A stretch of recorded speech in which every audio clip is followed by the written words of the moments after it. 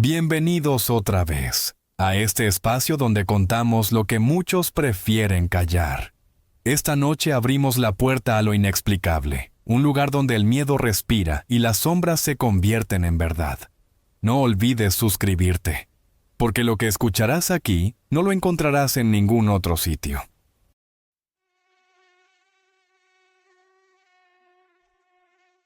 Mi nombre es Carlos, y lo que voy a contar ocurrió hace 3 años, cuando aún servía como sargento en el ejército mexicano. Hasta hoy, me despierto en medio de la madrugada escuchando aquellos comandos, aquellas voces que no deberían existir. Era octubre de 2021 cuando recibí la orden. El coronel Mendoza me llamó a su oficina en la base de Tlaxcala y me dijo que lideraría una misión especial. 5 hombres conmigo, los cabos Rodrigo y Miguel, los soldados Javier, Antonio y el recluta Sebastián, que apenas tenía 19 años. Sargento Carlos, dijo el coronel acomodándose los lentes. Ustedes van a investigar la antigua base militar San Jerónimo, abandonada desde el 86. Está a 60 kilómetros de aquí, en medio de la sierra de Tlaxco. Yo conocía las historias. Todo el mundo en la región las sabía. Camioneros relataban luces extrañas de noche. Cazadores hablaban de gritos que venían del bosque. Pero lo que más me inquietaba eran los rumores sobre personas que entraban en el área y nunca más salían. Con todo respeto, coronel, dije, ¿por qué investigar ahora? Esa base lleva cerrada más de 30 años. Él suspiró pesadamente. Tuvimos 3 desapariciones este año, Carlos. 2 turistas estadounidenses y un geólogo de la UNAM. Las familias están presionando. Los medios hacen preguntas. Necesitamos dar una respuesta oficial. Pero noté algo extraño en la forma en que hablaba. Sus ojos no me miraban. Sus manos temblaban ligeramente cuando tomó la carpeta con nuestros documentos. Es solo reconocimiento, sargento. 48 horas. Entran, hacen un informe completo y salen. Debí haber desconfiado en ese momento. Salimos a la mañana siguiente en 2 jeeps militares. El camino hacia la sierra de Tlaxco era empinado y lleno de curvas. Conforme subíamos, la vegetación se volvía más densa, más oscura. Los pinos parecían cerrarse sobre nosotros como dedos gigantes. «Sargento», dijo el cabo Rodrigo que conducía el primer jeep, «¿usted ya estuvo en esa base antes?» «No», respondí revisando el mapa. Pero mi padre sirvió allí en los años 70. Siempre dijo que era un lugar diferente. El soldado Javier, sentado atrás, se inclinó hacia adelante. ¿Diferente cómo? Dudé. Mi padre nunca hablaba mucho de San Jerónimo, pero en las pocas veces que bebía demasiado, murmuraba cosas sobre experimentos y soldados que nunca regresaron a casa. Pensábamos que eran solo palabras de borracho. No lo sé. Mentí. Nunca entró en detalles. Después de 3 horas de viaje, llegamos al portón principal.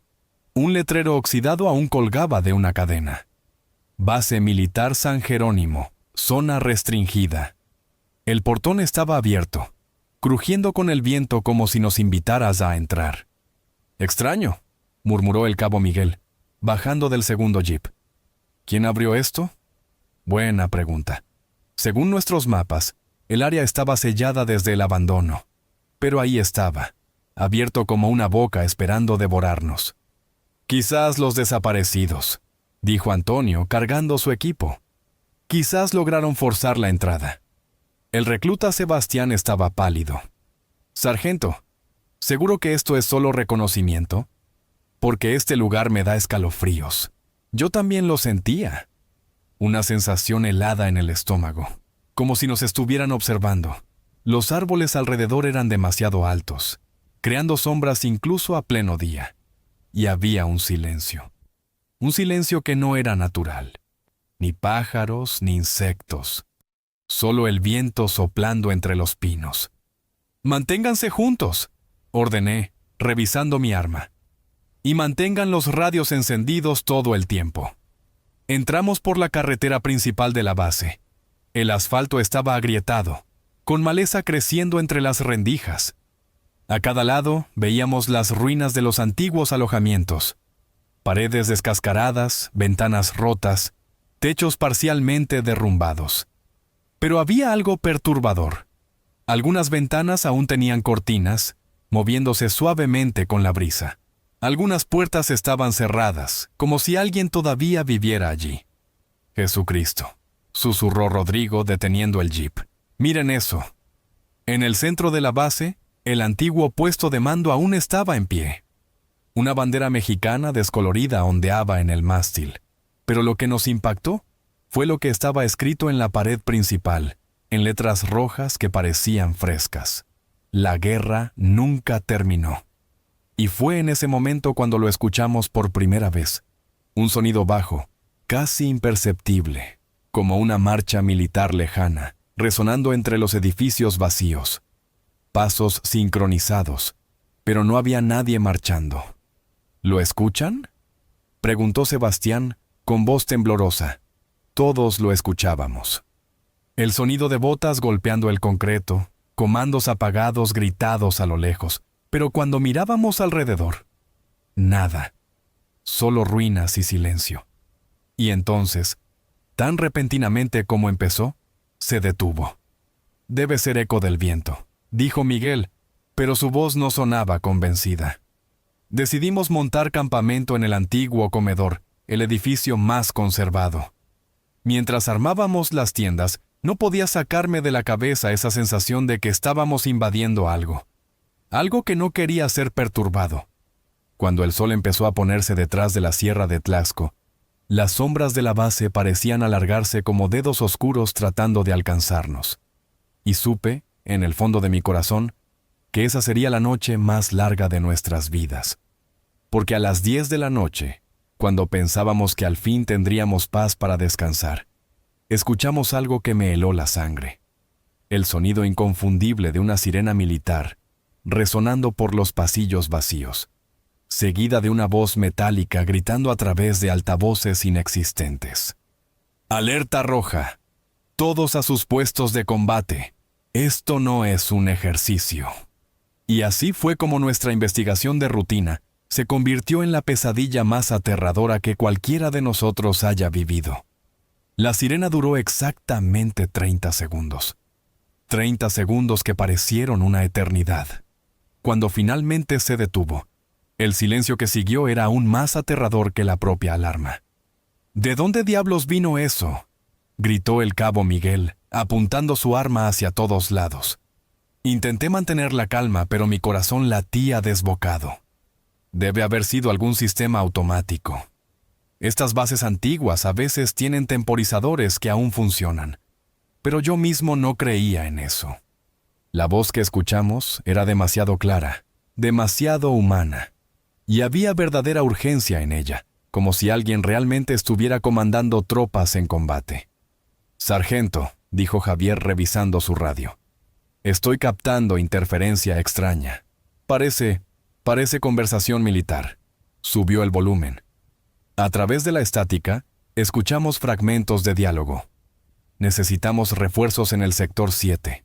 Tenemos bajas. Repito, tenemos bajas». El comando no responde. «Estamos aislados. Están por todas partes. No podemos salir».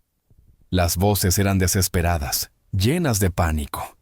Pero lo más perturbador era que sonaban antiguas, como si estuviéramos captando transmisiones de hace décadas. «Son grabaciones», dijo Antonio, pero su voz temblaba. «Tienen que serlo». El recluta Sebastián estaba blanco como papel. «Sargento, yo quiero irme. Esto no está bien». Parte de mí estaba de acuerdo con él. Cada instinto militar que había desarrollado en 15 años de servicio gritaba que estábamos en peligro, pero teníamos órdenes. «Nadie se va a ningún lado», declaré, tratando de sonar firme. «Investigaremos por la mañana. Por ahora, montamos guardia por turnos. Miguel y Rodrigo primero, luego Antonio y Javier. Sebastián se queda conmigo».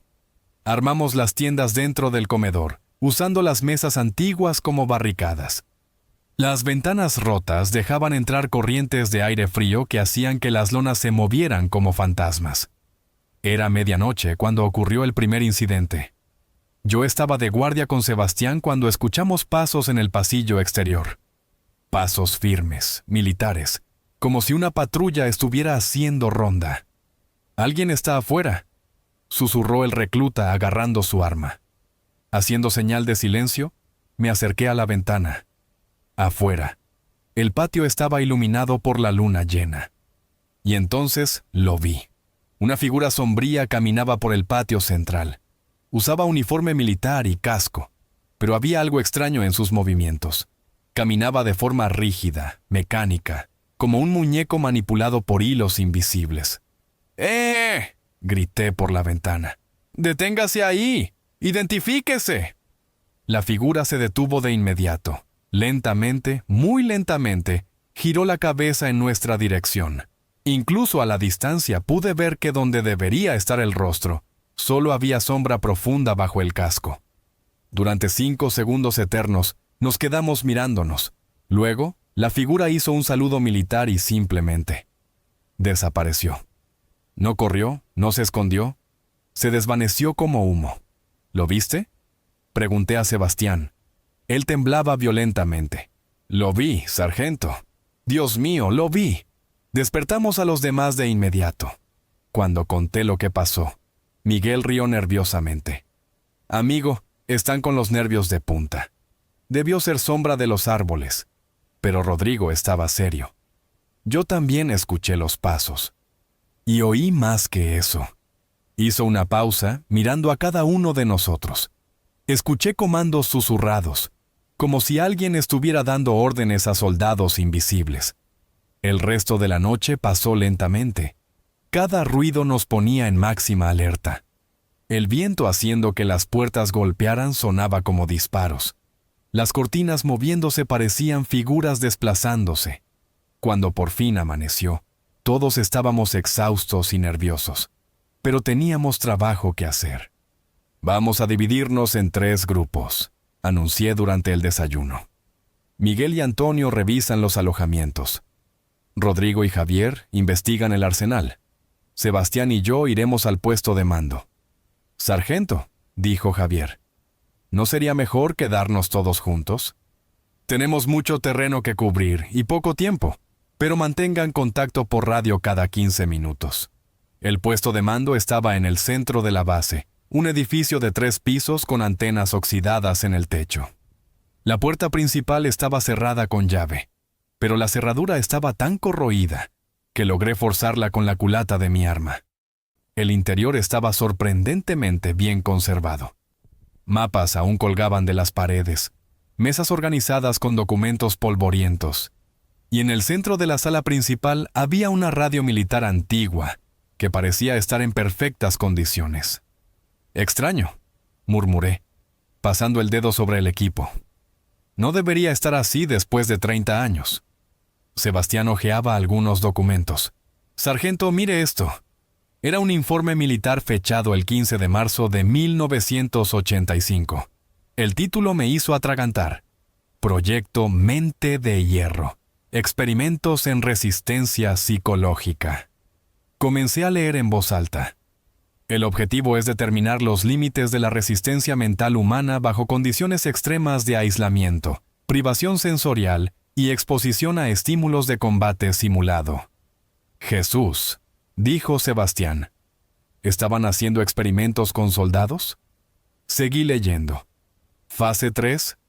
Iniciada con 12 voluntarios. Sujetos fueron mantenidos en aislamiento completo por 72 horas, expuestos continuamente a sonidos de batalla y comandos militares. Mi radio crepitó. Era la voz de Miguel, cargada de pánico. «Sargento, sargento, tiene que venir. Encontramos algo en el alojamiento 7.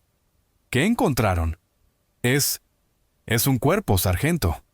Pero no es de ninguno de los desaparecidos recientes. Este tipo lleva aquí mucho tiempo». Sebastián y yo corrimos al alojamiento 7. Miguel y Antonio estaban parados en la entrada, con el rostro pálido de shock. «¿Dónde?», pregunté. Miguel señaló hacia el interior. «Última cama a la derecha». Entré en el alojamiento abandonado. Las camas militares aún estaban alineadas, cubiertas de polvo y telarañas. Pero en la última cama había un esqueleto vistiendo uniforme militar completo. Lo que me heló la sangre no fue el esqueleto en sí. Era la placa de identificación aún prendida en el pecho. Capitán Eduardo Morales, 1985. Y grabado en la pared sobre la cama, con lo que parecía ser sangre seca. No pudimos salir. La guerra continúa. Fue entonces cuando mi radio volvió a crepitar. Pero esta vez no era la voz de Rodrigo ni de Javier. Era una voz que no reconocía. Una voz ronca, desesperada. «Comando, aquí el capitán Morales. Solicitamos evacuación inmediata. Los experimentos se salieron de control.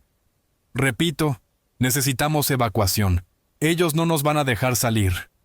Miré el esqueleto en la cama, luego la radio en mi mano. La transmisión continuaba. «Llevamos semanas atrapados aquí. Ya no sabemos qué es real. Los otros soldados aún marchan de noche, aún obedecen órdenes, pero ya no son humanos». Y entonces, la línea quedó muda. En ese momento lo comprendí. No solo estábamos investigando una base abandonada. Estábamos atrapados en la misma trampa que había capturado al capitán Morales hace más de 30 años. Intenté contactar a Rodrigo y Javier por radio, pero solo recibía estática. Una estática extraña, llena de susurros que no podía descifrar. «Miguel, Antonio», ordené, «ustedes se quedan aquí cuidando el cuerpo. Sebastián, ven conmigo. Vamos a buscar a los otros». Salimos del alojamiento 7 con las armas en mano. El sol estaba alto, pero las sombras de la base parecían más oscuras que antes, como si absorbieran la luz en lugar de reflejarla. «Sargento», dijo Sebastián mientras caminábamos. «Esa transmisión era imposible, ¿no? Ese hombre murió en el 85. No respondí porque no tenía respuesta. 15 años en el ejército me habían enseñado a confiar en la lógica, en los hechos, en la realidad tangible. Pero nada de lo que estaba ocurriendo tenía sentido. Llegamos al arsenal, un búnker semienterrado con una pesada puerta de acero. Estaba entreabierta y pude oír voces dentro. «¿Rodrigo? ¿Javier?», llamé. «Aquí, sargento», respondió la voz de Rodrigo. «Tiene que ver esto». Bajamos una escalera metálica que resonaba bajo nuestros pasos. El arsenal era más grande de lo que esperaba, con pasillos extendiéndose en 3 direcciones. Estantes vacíos cubrían las paredes, pero en el centro de la sala principal había algo que me hizo detenerme en seco.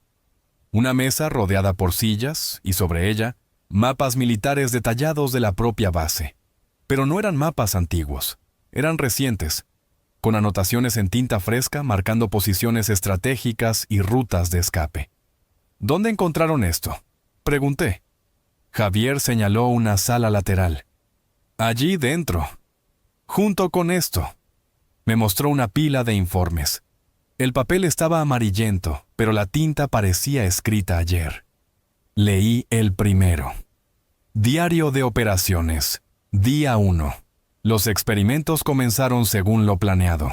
12 voluntarios fueron aislados en los alojamientos 6 al 17. Exposición continua a estímulos auditivos de combate iniciada a las 06:00 horas. Nota. Sujeto número 7, Soldado Ramírez, presentó signos de resistencia anormal. Parece inmune a los efectos psicológicos. Pasé la página. Día 3. Situación crítica. 3 sujetos no responden más a comandos. Permanecen en posición de firmes por 18 horas ininterrumpidas. Intentos de comunicación fallaron. Nota urgente. El soldado Ramírez desapareció de su alojamiento. Búsqueda en curso. Y en la última página, la caligrafía era más desesperada. Día 7. Dios nos ayude. Los sujetos ya no son humanos. Marchan por los pasillos toda la noche, obedeciendo órdenes que nadie da. Intentamos evacuar, pero no nos dejan salir. El soldado Ramírez fue encontrado, o lo que queda de él. Sigue marchando, pero sus ojos ya no tienen nada humano. Estamos atrapados. El experimento nos atrapó también. Esto fue escrito hace más de 30 años, dijo Rodrigo. Pero mire la tinta. Tenía razón. La tinta estaba fresca, como si alguien lo hubiera escrito minutos antes de nuestra llegada. Entonces lo escuchamos. Desde el fondo del arsenal, viniendo de uno de los pasillos laterales. El sonido inconfundible de botas marchando. Pasos sincronizados, precisos, militares. «Alguien viene», susurró Sebastián. Empuñamos las armas y esperamos. Los pasos se acercaban, resonando por las paredes de concreto. Pero cuando llegaron a la entrada del pasillo, no vimos nada. Los pasos continuaron, pasaron justo a nuestro lado, y siguieron hacia la salida del arsenal. Pasos invisibles de soldados que no estaban allí. «Mierda», murmuró Javier. «Esto me está volviendo loco». «Salgamos de aquí», decidí. «Ahora». Pero cuando llegamos a la escalera, ya no estaba. Donde antes había peldaños metálicos conduciendo a la superficie, ahora había solo una pared sólida de concreto, como si la escalera nunca hubiera existido. «Esto es imposible», gritó Rodrigo golpeando la pared con los puños. «La escalera estaba aquí hace 5 minutos. Intenté la radio desesperadamente. Miguel, Antonio, respondan». A través de la estática, escuché la voz distorsionada de Miguel. «Sargento, no podemos salir del alojamiento. Las puertas se cerraron solas». «Miguel, Miguel, respondan». Pero solo hubo silencio. Pasamos las siguientes 2 horas explorando cada rincón del arsenal, buscando otra salida. Encontramos más salas, más documentos, más evidencias de los experimentos macabros, y en cada sala, siempre la misma sensación. No estábamos solos. Fue en una sala al fondo del búnker donde encontramos algo que lo cambió todo. En la pared, grabados profundamente en la piedra, había nombres. Decenas de nombres con fechas. Soldado Ramírez, 1985. Nunca salió. Cabo Moreno, 1985. Sigue marchando. Capitán Morales, 1985. Comanda a los muertos. Y debajo de todos, en letras recientes, turista estadounidense John Smith, 2021. Turista estadounidense Mary Jones, 2021. Geólogo Fernando Vázquez, 2021. Los desaparecidos, susurré. Ellos llegaron hasta aquí. Javier señaló el final de la pared. «Sargento, mire eso». Había más nombres siendo grabados en la piedra por manos invisibles, las letras apareciendo lentamente como si una fuerza sobrenatural las escribiera. Sargento Carlos, 2021. Cabo Rodrigo, 2021. Soldado Javier, 2021. Recluta Sebastián, 2021. «¡No!», grité golpeando la pared. «¡No! Esto no va a pasar». Fue entonces cuando las luces se apagaron. En la oscuridad total del búnker, escuchamos algo que nos heló la sangre. El sonido de decenas de soldados marchando por los pasillos, acercándose a nuestra posición. Y entonces, una voz metálica resonó por los altavoces invisibles. «¡Atención, soldados! Han sido designados para el proyecto Mente de Hierro. A partir de ahora, están bajo mis órdenes. Formen fila». La voz era del capitán Morales, el mismo hombre cuyo esqueleto encontramos en el alojamiento 7. En la oscuridad, sentí una presión extraña en mi mente, como si algo intentara entrar, tomar control de mis pensamientos. Luché contra eso con todas mis fuerzas. «¡Resistan!», grité a los demás. «No dejen que entren en su cabeza». Pero cuando las luces volvieron, Rodrigo estaba en posición de firmes, mirada fija y vacía. Javier también, rígido como una estatua. Solo Sebastián y yo seguíamos conscientes.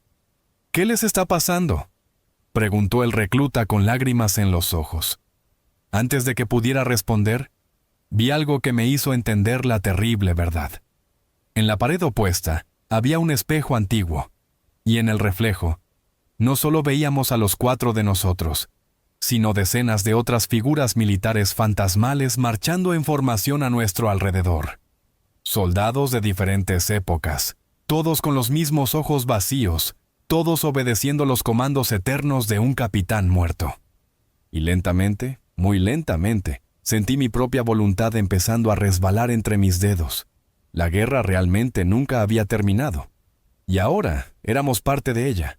La lucha contra el control mental era como intentar nadar contra una corriente poderosa. Cada segundo que pasaba, sentía mi conciencia siendo arrastrada hacia un lugar oscuro, donde solo existía la obediencia. Sebastián, logré susurrar, tenemos que salir de aquí. Ahora, el recluta estaba aterrorizado, pero aún era él mismo. ¿Cómo, sargento? La escalera desapareció. Miré alrededor desesperado. Rodrigo y Javier permanecían en posición de firmes, respirando de manera mecánica. Sus ojos estaban completamente blancos, como si sus pupilas hubieran desaparecido. Entonces noté algo. En el reflejo del espejo, los soldados fantasmas no nos miraban a nosotros. Miraban hacia un punto específico de la pared opuesta. «¿Sebastián? ¿Ves esa grieta en la pared?» Él siguió mi mirada. «Sí, sargento. No es una grieta, es un pasaje». Corrimos hacia la pared. De cerca, pude ver que era una puerta disimulada, casi imperceptible.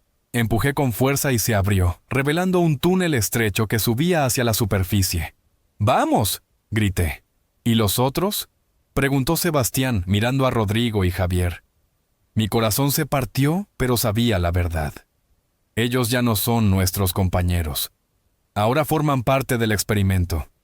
Entramos en el túnel corriendo. Detrás de nosotros, escuché la voz metálica del capitán Morales resonando. «Soldados fugitivos, regresen a la formación inmediatamente». El túnel era estrecho y húmedo, subiendo en un ángulo inclinado. Nuestras linternas proyectaban sombras danzantes en las paredes de tierra. A cada paso sentía que algo nos perseguía. Después de 5 minutos de escalada desesperada, emergimos en una sala que no reconocí. Parecía ser el sótano de uno de los edificios de la base. «¿Dónde estamos?», preguntó Sebastián jadeando. No lo sabía, pero necesitábamos orientarnos. Subimos una escalera que conducía a la planta baja. Cuando abrí la puerta, me encontré en el alojamiento donde dejamos a Miguel y Antonio. Pero ellos no estaban allí. El esqueleto del capitán Morales seguía en la cama, pero ahora había algo diferente. Una foto estaba apoyada contra su pecho. Una foto nuestra, del pelotón completo, como si nos hubiéramos posado para ella antes de entrar a la base. Pero sabía que nunca tomamos esa foto. «Sargento», dijo Sebastián con voz temblorosa, «mire la ventana». Afuera, en el patio central, Miguel y Antonio marchaban en formación perfecta junto con Rodrigo y Javier. Todos con los mismos ojos vacíos, todos moviéndose con precisión mecánica. Y al frente de ellos, una figura que me heló la sangre. Era un hombre con uniforme de capitán, pero donde debería estar su rostro, solo había sombra profunda. Comandaba la formación con gestos precisos, y los soldados obedecían perfectamente. El capitán Morales. Ya no solo una voz, sino una presencia física comandando a su tropa eterna. «Tenemos que llegar a los jeeps», susurré. «Si logramos salir de la base». Pero cuando miré hacia el portón, vi que nuestra situación era mucho peor de lo que imaginaba. Decenas de figuras militares fantasmales patrullaban todo el perímetro. Soldados de distintas épocas, algunos con uniformes de la Revolución Mexicana, otros con equipos más modernos. Todos muertos, todos atrapados en la misma maldición. ¿Y nuestros jeeps? Ya no estaban allí. «Esto es imposible», murmuró Sebastián. «Nosotros condujimos hasta aquí». Intenté la radio una última vez, ajustándola a la frecuencia de emergencia del comando militar. Para mi sorpresa, logré conexión. «Aquí el sargento Carlos», hablé rápidamente. «Solicitamos evacuación inmediata de la base San Jerónimo. Tenemos una situación crítica». La respuesta que recibí me hizo cuestionar mi propia cordura. «¿Sargento Carlos? No tenemos registro de ninguna misión en San Jerónimo. Esa base está abandonada desde hace más de 30 años. «¡Negativo! Estamos aquí por orden del coronel Mendoza». «Sargento, el coronel Mendoza falleció en 1992. ¿Quién es usted realmente?» La radio cayó de mis manos. Eso era imposible. Yo había hablado con el coronel Mendoza 2 días atrás. Él nos dio la misión. ¿O no? De repente, recuerdos comenzaron a confundirse en mi mente. ¿Cuándo exactamente llegamos a la base? ¿Cuánto tiempo llevábamos allí? ¿Por qué no podía recordar claramente el viaje? «Sargento», dijo Sebastián. «¿Está bien?» Lo miré y percibí algo aterrador. Sus facciones empezaban a volverse borrosas, como si se estuviera deshaciendo lentamente. «Sebastián, dime algo sobre ti, lo que sea. Tu familia, tu ciudad natal». Él dudó. Yo no... ¿Por qué no puedo recordar? La terrible verdad comenzó a formarse en mi mente. Miré alrededor del alojamiento y noté algo que no había percibido antes. Nuestras mochilas, nuestro equipo, estaban cubiertos de polvo. Mucho polvo. Como si llevaran allí años. Fue entonces cuando vi, en un cajón entreabierto de la mesa junto a la cama, un periódico amarillento. La fecha me hizo sentir que el mundo giraba. 15 de octubre de 1985. El titular principal: Pelotón desaparece en misión de reconocimiento. Y la foto era nuestra. El mismo pelotón, los mismos rostros, los mismos nombres.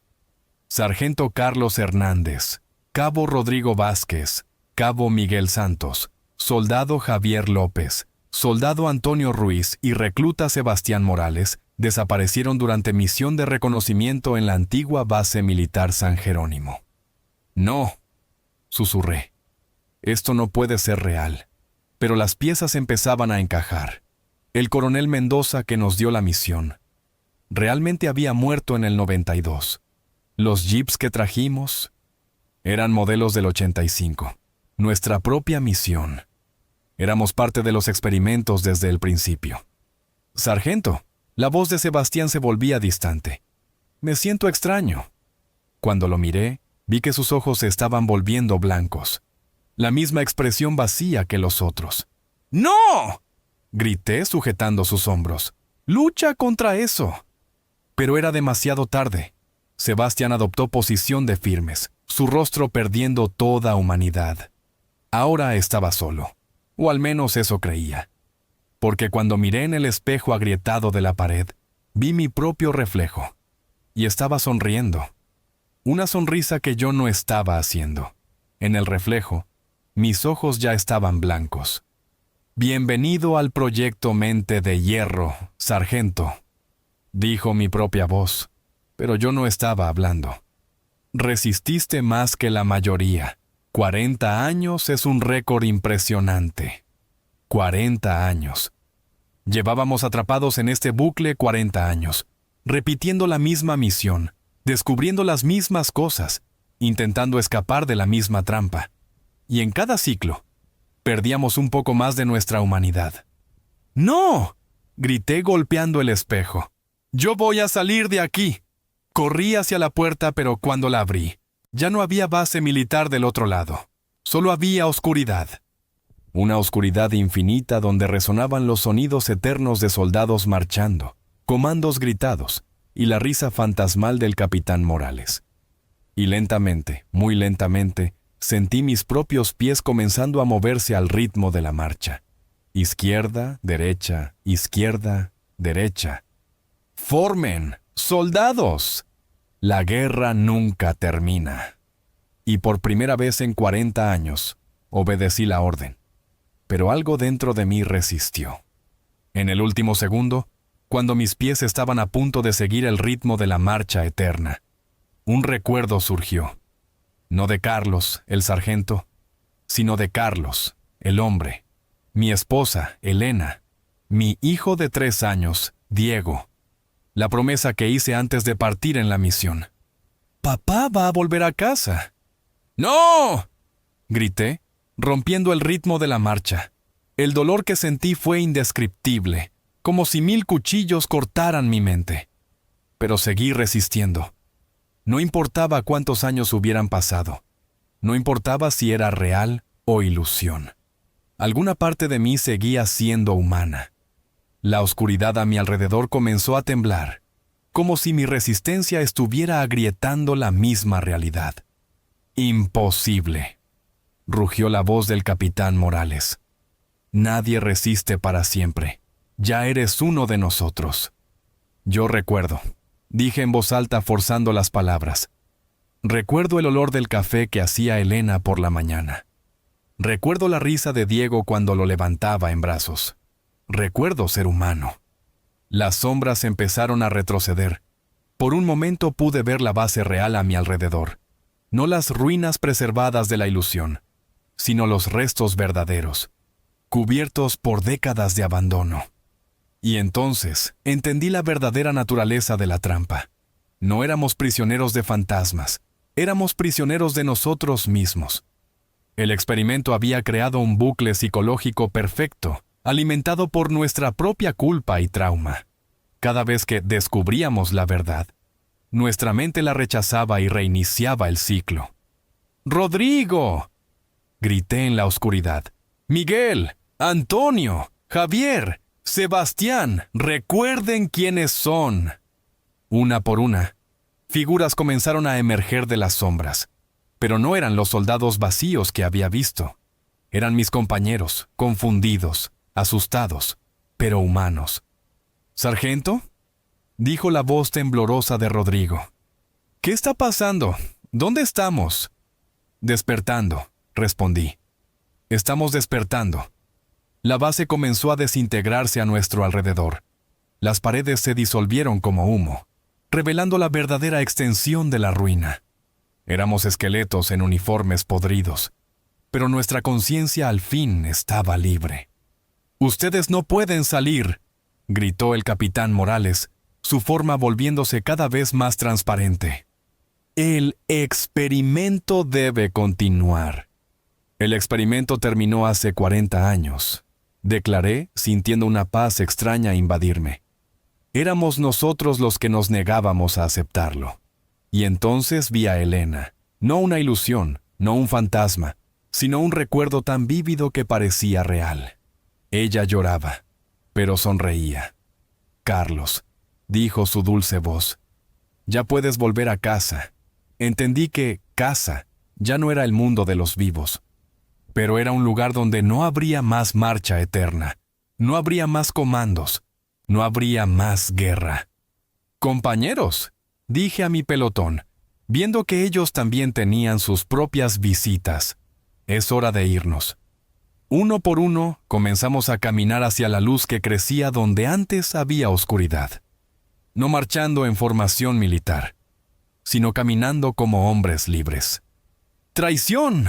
¡Deserción!», gritaba el capitán Morales, pero su voz se hacía cada vez más débil. «No es deserción», dije por encima del hombro. «Es ir a casa». Pero cuando estaba casi en la luz, me detuve, porque comprendí que no éramos los únicos atrapados allí. En el fondo de la oscuridad que se deshacía, pude ver cientos de otras figuras. Soldados de distintas épocas, todos aún atrapados en el bucle, y entre ellos, 3 figuras recientes que reconocí de los periódicos: John Smith, Mary Jones, Fernando Vázquez, los desaparecidos de 2021. «Esperen», dije a mi pelotón. «No podemos irnos solos». Rodrigo me miró con comprensión. «¿Quieres decir que...?» «La base aún está activa, sigue atrayendo gente, sigue atrapándola». La realización me golpeó como un puño. Nuestra liberación no rompía la maldición, solo nos liberaba a nosotros. La trampa seguiría funcionando, capturando nuevas víctimas, sumándolas al experimento eterno. «No puedo irme a casa sabiendo que otros van a pasar por lo que pasamos», dije, alejándome de la luz. «¡Sargento, no!», gritó Sebastián. «Lo logró. Está libre». «No estoy libre si otros siguen atrapados». Caminé de regreso a la oscuridad, sintiendo el peso de la responsabilidad sobre mis hombros. No el peso de los comandos militares, sino el peso de una elección humana. «¡Estás loco!», rió el capitán Morales. «Volviste voluntariamente al infierno». «No», respondí, sintiendo una nueva fuerza crecer dentro de mí. Volví para acabar con esto de una vez por todas, y entonces entendí lo que debía hacer. El experimento se alimentaba de aislamiento, de miedo, de soldados perdidos intentando seguir órdenes. Pero yo ya no era un soldado perdido. Yo era un hombre que eligió quedarse. ¡Atención!, grité con toda la fuerza de mis pulmones, usando la voz de mando que había perfeccionado en 15 años de carrera. Todos los soldados, todas las víctimas, escuchen mi voz. Mi voz resonó a través de todas las dimensiones de la base, atravesando tiempo y espacio. Ya no están bajo comando. Ustedes están libres. La guerra terminó. Vamos a casa. Una por una, las figuras en la oscuridad comenzaron a levantar la cabeza. Soldados de hace 100 años, víctimas recientes, todos mirándome con la esperanza renacida en sus ojos. ¿Y el capitán Morales? Su forma comenzó a disolverse, porque su poder provenía de la desesperación de los prisioneros. Sin desesperación, sin prisioneros, él no era nada. Imposible, murmuró, desvaneciéndose como humo. La luz volvió, más brillante que nunca. Y esta vez no éramos solo 6 caminando hacia ella. Éramos cientos, todos volviendo a casa. ¿Y tú? ¿Te atreverías a entrar en una base militar abandonada sabiendo lo que podría esperarte en la oscuridad? Escribe tu respuesta en los comentarios. Y recuerda suscribirte para no perder las próximas historias que revelan lo que muchos prefieren callar.